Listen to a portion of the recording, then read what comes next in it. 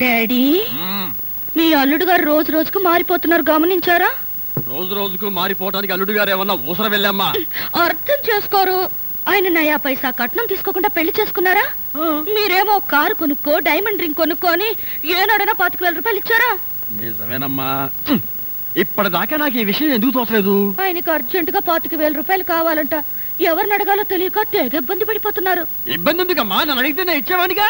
ఆయనకేమో మొహమాటం, మీకేమో చాదస్తం. అడిగితే తక్కువైపోతానని ఆయన ఫీలింగ్. అర్థం లేని ఫీలింగ్ అమ్మా. నేను ఎవరైనా పరాయి వాడినా? ఉండు, వెంటనే డబ్బిచ్చొస్తాను. ఎందుకు డాడీ తొందర?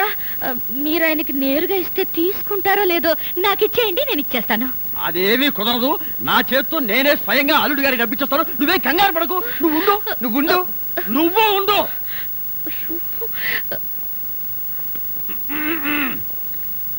అల్లుడు, అల్లు ఇక్కడ ఉన్నావా? ఇక్కడే ఉన్నాను. ఇదిగో, ఏంటి నువ్వు చేసింది? ఏమైందండి? అసలు నువ్వు నా అల్లుడువేనా? ఈ డౌట్ మీకు వస్తుందో నాకు తెలుసండి. ఇదంతా మంజు చేసిన పనండి. మంజు ఏం చేసిందయ్యా? బోర్డు 25 నెలల కోసం నువ్వు టెన్షన్ పడి బ్యాటరీ వేస్ట్ చేసుకుంటే నా కూతురు బతికవేయబోతుంది. ఆ 25,000 నన్ను అడగచ్చుగా.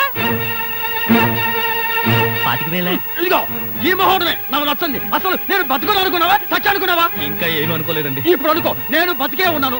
కాదనుడు, నువ్వు కష్టంగా కూడా ఏమీ తీసుకోలేదు. ఇదిగో, ఈ డబ్బు ఉంచు చెప్పా. అది కాదండి. ఇదిగో, నువ్వు తీసుకోబోతే నా మీద ఒట్టే. అది కాదండి. ఇదిగో, నువ్వు డబ్బున్న వాడవే కదా, 25,000 కోసం కకృతి పడి నా పరువు తీస్తావా? ఇదిగో, ఏంటో ఎదగాను. అసలు ఆ మాట అడిగేది నువ్వెవరు? నేనెవరన్నా? నేనే బాధ్యత గల యువకుండా. ఏడ్చి బిస్లరీ సోడాతో మొహం కడుకుంటుంది. అలా ఉందా? అలానే ఉంది. ఇదిగో, నేను అల్లుడు కట్టలిస్తాను, కారు కొంటాను, ట్యాంకు బండి రాసిస్తాను. నీకెందుకో? ఓసీలో వస్తే ఏమైనా రాసిస్తారండి. అసలు కట్నాలు తీసుకునే అల్లుళ్ళన్నా, దాన్ని ప్రోత్సహించే మావలన్నా నాకు పరమాసహ్యం. ఇదిగో, నువ్వు మా కుటుంబ వ్యవహారాల్లో జోక్యం చేసుకుంటే నీ తల పసరైపోతుంది. మీకేమన్నా ఫైల్స్ ఉందా? ఉందండి. అంత తేలిగ్గా పాదు. నువ్వు ఊరుకోరా. ఏంటో నువ్వు వాడు ఊరుకునేది? బజార్లో వదిలి పెడితే బఠానీలు కొనుక్కునేందుకు కూడా చిరలేదు. నీ ఎంగిలి బతుకుల చుట్టూ నీకే డబ్బు పెట్టాను కదా. ఒక్కసారి బజార్లోకి పడితే నీ వాల్యూ ఏమిటో, రూపాయి వాల్యూ ఏమిటో తెలుస్తుంది. దమ్ముంటే రోడ్డు పడు, వెళ్ళి బతుకు, బతికి చూపిస్తున్నా. చిచ్చి,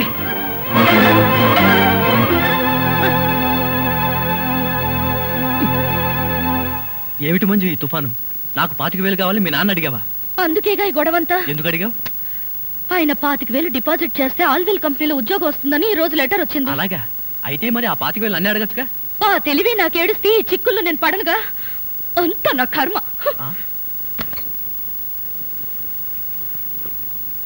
ఏంటి రాజా బట్టలు సర్దుకుంటున్నావు? లాండ్రీకి వేద్దామని. మరి పెట్టేందుకు? సొట్టలు తీద్దామని. నాకు తెలుసులే, నువ్వు ఇల్లు విడిచి వెళ్ళిపోతున్నావు కదూ. అవును. ఈ అవమానాలు భరిస్తూ ఇక్కడ ఎందుకు ఉండాలి? నా కోసం. నీకోసమా? అవును. ఎప్పటి నుంచో నా మనసులో దాచుకున్న మాట ఇప్పుడు చెప్తున్నాను. I love you. నిజమా? నిజంగా. I love you so much. ఏం చూసి నన్ను ప్రేమిస్తున్నావు? నీ అమాయకత్వం చూసి, నీ మంచితనం చూసి. ఇలాంటి మాటలు వినే ఒకసారి తంతే వంటింట్లో పడ్డాను, ఇప్పటికి లేవలేదు. ఒకసారి పడ్డావా? అంటే ఇప్పుడు నువ్వు నన్ను ప్రేమిస్తున్నావు. తమాషాకి ఇదే బానే ఉంది, కానీ మీ నాన్న మన పెళ్లికి ఒప్పుకుంటాడా? అది కొంచెం ప్రాబ్లమే కదా. అంటే నేను మళ్ళీ వంటింట్లో పడ్డట్టే. నాయనో, ఈ వంట నేను ఈ జన్మలో చేయలేను. అబ్బబ్బా, అదేం లేదులే. మరి మా నాన్నని ఎలా ఒప్పించాలంట? దీనికి మార్గం ఒక్కటే ఉంది. మీ అక్కయ్య దగ్గరికి వెళ్ళి నేను ఆయన్ని ప్రేమిస్తున్నాను, ఆయన లేకపోతే చచ్చిపోతానని చెప్పి వెంటనే ఫేస్ లో ఫీలింగ్స్ చూడు. అప్పటికి మీ అక్కయ్య పెళ్లి చేసుకోమన్నదనుకో, నేను ఎంతమందినైనా ప్రేమిస్తాను, ఎన్ని పెళ్లిళ్ళైనా చేసుకుంటాను. ముందా పని మీద ఉండు, వెళ్ళు. పదా అక్క, నీ కోపం రాదంటే ఒక ముఖ్యమైన విషయం చెప్తాను. కోపం ఎందుకే, చెప్పు. నేను ఒక అతన్ని ప్రేమించాను. Very good. మొత్తానికి ప్రేమలో పడ్డావన్నమాట. అవునక్క. అతను బాగా చదువుకున్నవాడే, కానీ పేదవాడక్క. ప్రేమకి ఫస్ట్ ఫ్లోర్ లాస్ట్ ఫ్లోర్ అన్న తేడాలుండవే. Correct decision చెప్పావక్క. కానీ మా పెళ్లికి నాన్న ఒప్పుకుంటాడో లేదో. డాడీ ఒప్పుకున్నా ఒప్పుకోకపోయినా నీ పెళ్లి నేను చేస్తాను. థ్యాంక్స్ అక్క. ఆ నమ్మకం నీ మీద నాకుంది. అందుకే వంటవాడిని కూడా చూడకుండా ప్రేమించేశాను. Very good. వంటవాడినా? అవునక్క, మనకి వంట చేసే రాజా. రాజానా? వీల్లేదు. అతని స్టేటస్ ఏమిటి, మన స్టేటస్ ఏమిటి? అదేంటక్క, ఇప్పుడే కదా ప్రేమకి ఫస్ట్ ఫ్లోర్ లాస్ట్ ఫ్లోర్ అనే తేడా లేదని చెప్పావు. అప్పుడు అలా అన్నాను, ఇప్పుడు ఇలా అంటున్నాను. కావాలంటే రోడ్డు మీద పోయి గురుకని ప్రేమించు, నైట్ వాచ్మన్ ప్రేమించు, అంతేగాని ఆ వంటవాడిని వదిలి. నేనెందుకు వదలాలి? ఎందుకు వదలవు? అది కాదు, సతీష్ ఎదురుగానే తిరుగుతున్నాడు, అతన్ని ప్రేమించొచ్చుకో. అక్క, సతీష్ నీ భర్త అక్క. అవును కదా. ఏమిటో ఈ మధ్యన ఒక్కటి గుర్తుండి చావడం లేదు. నా భర్తనైనా పంచుకుందాం గానీ ఆ వంటవాడిని చేసుకోవడం నేను ఒప్పుకోను. ఎవరు ఒప్పుకున్నా ఒప్పుకోకపోయినా మా పెళ్లి జరిగే తీరుతుంది. ఎలా జరుగుతుంది? కోర్టులో అటాక్ ఇచ్చానంటే. కోర్టు అటాకా? అదే, డాడీకి విషయం తెలిసి హార్ట్ అటాక్ వచ్చిందంటే ఎంత ప్రమాదం ఆలోచించావా? ఎవరికి హార్ట్ అటాక్ వచ్చినా అతనే నా ప్రియుడు, ప్రేమికుడు, నా కాబోయే భర్త. That's all. అంటే ఒక మగాడికి 2 పిల్లలుంటాం తప్పు లేదంటావు? తప్పు లేదనేగా ఇందాక నుంచి దిండు గుద్ది చెప్పేది. ఇప్పుడు మన పురాణాలే తీసుకో. ఎంతమంది దేవుళ్ళకి 2 పెళ్ళాలు లేరు? ఒక కృష్ణుడు గాని, ఒక పరమశివుడు గాని, ఒక వెంకటేశ్వర స్వామి గాని, అందరికీ 2 పెళ్ళాలేగా. వాళ్ళంతా డబుల్ మ్యారేజ్ ఎందుకు చేసుకున్నారంటావు? ఇప్పుడు స్కూటర్ కి వెనకాల స్టెఫినీ టైర్ ఎందుకుంటుంది? ఏవో, ఇది పంచర్ అయితే అది బండి నడిపిస్తుంది, అది పంచర్ అయితే ఇది బండి నడిపిస్తుంది. ఆహా, నువ్వు చెప్పిందంతా విన్న తర్వాత నాకు మొదటి పెళ్లి కన్నా 2వ పెళ్లి త్వరగా చేసుకోవాలనిపిస్తుంది. చేసుకో చేసుకో. తెలుగు నవలల్లో గాని, తెలుగు సినిమాల్లో గాని హీరోలు పెళ్ళాం చెల్లెలతో లవ్లో పడితే తప్ప కథ ముందుకు నడవదు, క్లైమాక్స్ కి రాదు. అంటే పెళ్ళాం చెల్లెల్ని ప్రేమించడం తప్పు కాదన్నమాట. తప్పు ఎందుకు అవుతుందయ్యా? ఎందుకు అవుతుంది? అక్క చెల్లెళ్ళు చీరలు పంచుకోగలేంది, గాజులు పంచుకోగలేంది, అక్క మొగుడుతో ప్రేమ పంచుకుంటే మాత్రం తప్పేంటి? ఆహా, నీ లాజిక్ తో నా కళ్ళజోడు తెరిపించావు. నేను వస్తా. అబ్బా, ఇప్పుడు నేను బయటికి ఎలా వెళ్ళాలి? కళ్ళజోడు పెట్టుకుని. నీకెన్ని మంచి విషయాలు తెలుసు. నేను నిన్నే ఫాలో అవుతా. అవు అవు, బయటికెళ్ళి.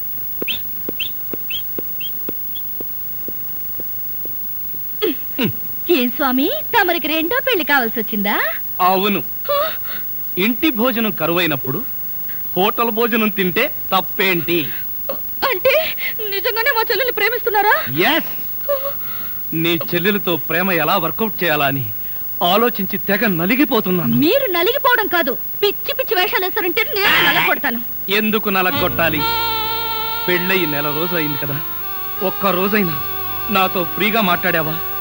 ఒక్క రోజైనా నా తల నీ ఒళ్ళో పెట్టుకుని ప్రేమగా ఒక డ్యూట్ పాడావా? అందుకని నాకు ద్రోహం చేస్తారా? నీకు ద్రోహం చేస్తానా? చచ్చా, నీ చెల్లెలకి న్యాయం చేస్తాను. అబ్బా, నా మొగుడు ఎంత ధర్మరాజు అండి బాబు. నా చెల్లెలికే న్యాయం చేయాలని ఎందుకు అనిపించిందో? Very simple. తాళి కట్టిన వాణ్ణి మొగుణ్ణని చెప్పుకోవడానికి భయపడి వంటింట్లోకి తోసేసావు నువ్వు. కానీ ప్రియ, దాని స్పీడే వేరు. నేను తనని ప్రేమిస్తున్నానో లేదో కూడా తెలుసుకోకుండా ఈ ఇంట్లో నాకు లవర్నని చెప్పి గ్లామర్ ని, స్టేటస్ ని పెంచింది. అంటే నా మీద మీకు ప్రేమ లేదా? గత కాలంలో ఉండేది. ఇక ఇప్పుడు ఆ మాటలంతా ఎందుకు? నేను అర్జెంటుగా వంట చేసుకుని వెళ్ళాలి. ఎక్కడికి? నీ చెల్లెలు మల్లెపూలు తీసుకుని రమ్మని. ఎందుకు? ఇంతకాలం కొంచెం హోప్ ఉండేది నీ మీద, ఇవాళతో అది కూడా పోయింది.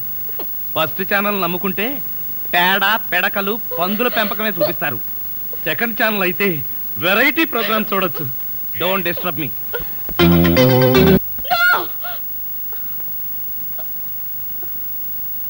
కళ.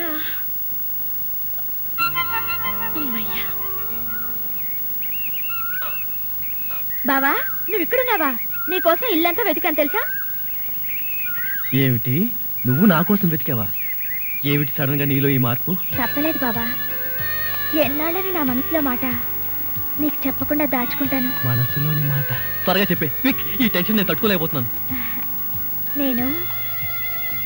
నేను ప్రేమలో పడ్డా. పడ్డావు, పడతావని అనుకున్నాను, పడిపోయావు. కానీ నా పెళ్లికి సమాజం ఒప్పుకుంటుందా? సమాజమా? బోడి సమాజం. ఈ సమాజాన్ని నేను లెక్క చేయను, నువ్వు లెక్క చేయకు. నువ్వు ఈ పెళ్లికి ఒప్పుకుంటే ఇక నాకే భయం లేదు బావా. ప్రియా, ఈ మాట నువ్వు నన్ను అడగాల? ఈ మాట నీ నోటి నుండి ఎప్పుడు వస్తుందా అని ఎదురు చూసి పిచ్చివాడిని అయిపోయాను. పిచ్చి బావా, నీ అభిమానం నాకు తెలియదు అనుకున్నావా? బావా ఈ విషయం గురించి నువ్వే రాజాతో మాట్లాడాలి. రాజానా అంటే మన వంటవాడా?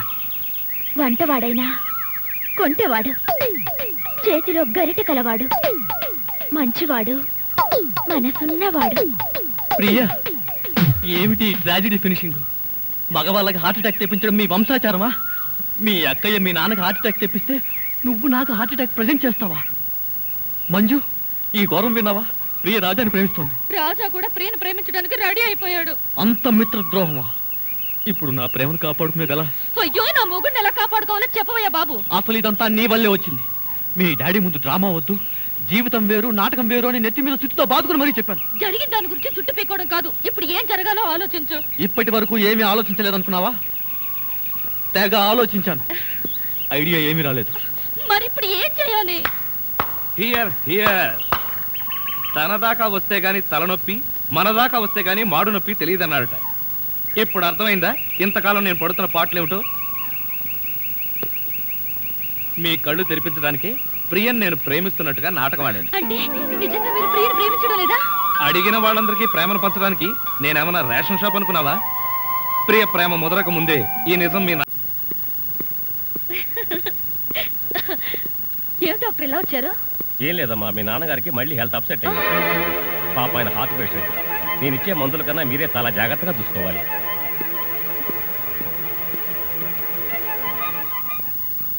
ఎక్కడికండి? వంటింట్లోకి.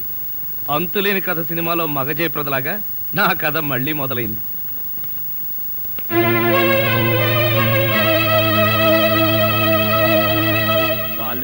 పర్వాలేదు బాబా, నేను నొక్కుతాగా. తీసుకోండి. అబ్బా వద్దులు వేలు సైన్స్ అట్లేదు. ఏమ్మా? అబ్బే మరేం లేదమ్మా, నథింగ్ టు వర్రీ. డాక్టర్లు ఊరికే కంగారు పెడుతుంటారు. నీకు తెలిసిందేగా, నాకు ఆనందం వచ్చినా ఆవేశం వచ్చినా తట్టుకోలేను. మీ ఆరోగ్యం చెడిపోవటానికి కారణం ఏమిటో తెలుసా? ఏమిటి? అమ్మాయి పెళ్ళైన తర్వాత మనం సత్యనారాయణ వ్రతం చేసుకోలేదు. ఆ శుభకార్యం జరిగిందంటే ఈ ఇబ్బందులన్నీ పోతాయని నా నమ్మకం. పెళ్ళప్పుడు వాళ్ళిద్దరి పీటల మీద కూర్చోవటం మనం ఎటు చూడలేదు. వాళ్ళిద్దరి చేత ఈ వ్రతం చేయించామంటే మన ముచ్చట తిరుగుతుంది, మీ ఆరోగ్యం బాగవుతుంది. ఏమంటారు? అలాగే, అదేదో త్వరగా ఏర్పాటు చేయి.